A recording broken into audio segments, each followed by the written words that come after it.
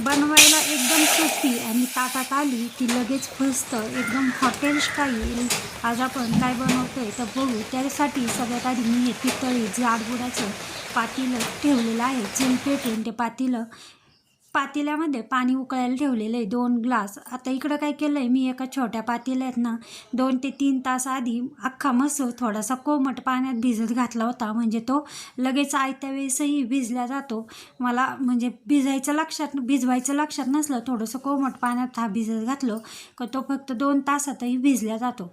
आता हे पाणी उकळायला ठेवलं होतं ना, त्याच्यात उकळत्या पाण्यामध्ये हा जो अख्खा मसूर भिजवलेला आहे तो शिजायला टाकते मी.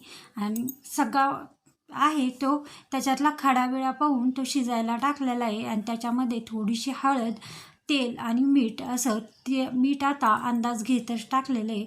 आता हे सगळं शिजून देते. आणि शिजायलाही अगदी पटकन शिजतो, 5 ते 10 मिनटामध्ये हा शिजून झालेला आहे. आता अख्खा मसाला शिजून झालेला आहे. आता इकडं आपण त्यात कसा बनवायचा ते बघू. आता हे बघा, एकदम मस्त असा शिजलेला जातो, सर एकदम मऊ असा शिजलेला आहे. आता तो या पातेल्यामधून ना मी एका भांड्यामध्ये काढून घेते, कारण याच पातेल्यामध्ये भाजी बनवायची म्हणून मी एका भांड्यामध्ये हा काढून घेते.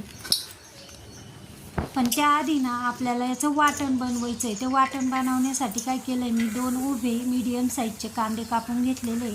उभा कांदा पातळ कापला. आणि तो आता आपण ना काळी भाजी अजिबात बनवत नाही आहे. काळी न बनवता कसं, तर आता हा जो कांदा आहे ना तो एकदम थोडासा असा लाल झाला की तो लगेच काढून घेतलेला आहे, अजिबात काळा होऊन दिलेला नाही आहे. आता 2 टॉमॅटो घेतलेले आणि ते टॉमॅटोही पातळ उभे कापलेले. आता त्याच्यातून थोडंसं तेल टाकायचं. टॉमॅटो भाजायचा नाही, तो शिजवायचा आहे. थोडंसं तेल टाकून तो शिजवलेला आहे. त्याच्यामध्ये टॉमॅटो शिजत आला मी त्याच्यामध्ये धने टाकले. धनेही थोडेसे भाजले. कांदा आणि टॉमॅटो आणि धने भाजले. आता याच्यामध्ये ना काय केलं, ओलं खोबरं घेतलेले मी, ते पण भाजून काढते. ओलं नसलं तर सुकंही चालेल, तेही टाकते. पण त्याआधी ना आलं आणि मिरच्या त्या घेतलेल्या आहेत, त्या भाजते. त्याच्यातच मी लसूण घेतलेलं आहे.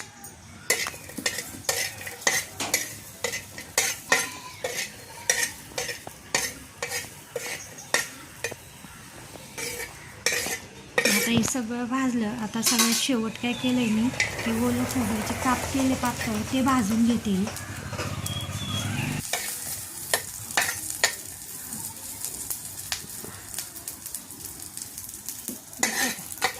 तेही जास्त काळ होऊन दिलं नाही.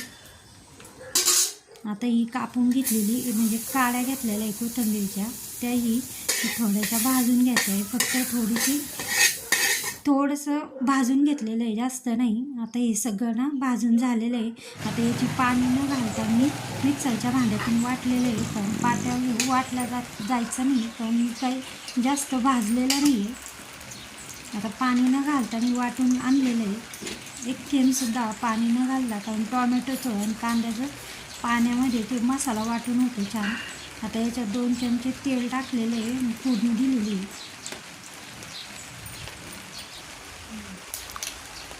1 चमचा मोहरी टाकली.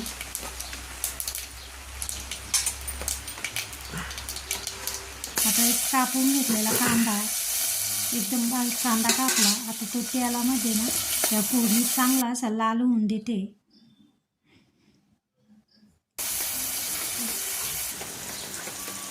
आता इथे जवळच कढीपत्त्याचं झाड आहे, मी थोडासा कढीपत्ता पण तोडला आहे झाडाचा. आता कढीपत्ता स्वच्छ धुवून आणि हा या कांद्यामध्ये टाकते.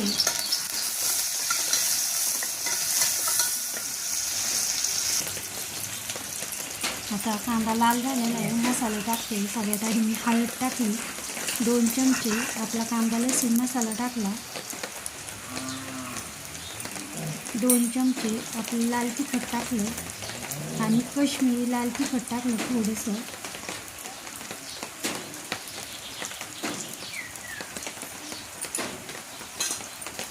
आता धने भाजताना घातले होते म्हणून धने फोडणी टाकली. आता वाटण केलेला जो मसाला आहे ना, पाणी न घालता वाटण केलेला, तो याच्यात तेल सुटून द्यायचं या मसाल्यामध्ये. 2 ते 3 मिनटं चांगला आता पाणी न घातल्यामुळं तो पटकन असा लगेच असं भांडं सोडायला लागलं आणि तेल सोडायला लागलेलं आहे.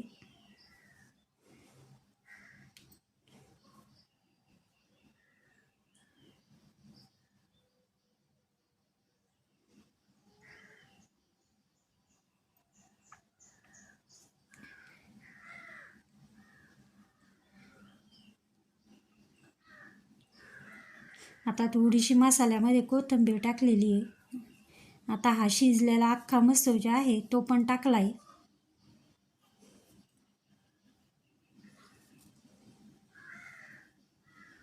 आता याला कोमट पाणी केलेलं आहे किंवा मग पातेल्यावर असं ताट ठेवून त्याच्यात पाणी टाकून थोडं थोडं पाणी टाकलं तेही चालन.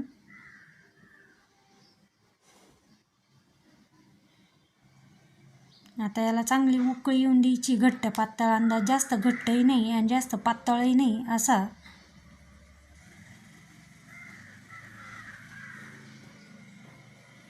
आता याच्यामध्ये पुन्हा थोडीशी कापून घेतलेली कोथिंबीर आणि मीठ आता शिजताना टाकलं होतं, तो अंदाज घेतच मीठ टाकलेलं आहे.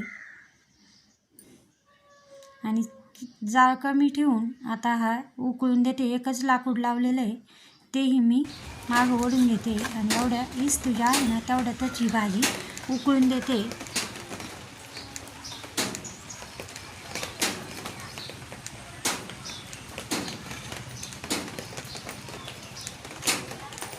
आणि आता आपली अख्खा मसूरची एकदम झणझणीत गावठी पद्धतीने केलेली भाजी बनवून झालेली आहे.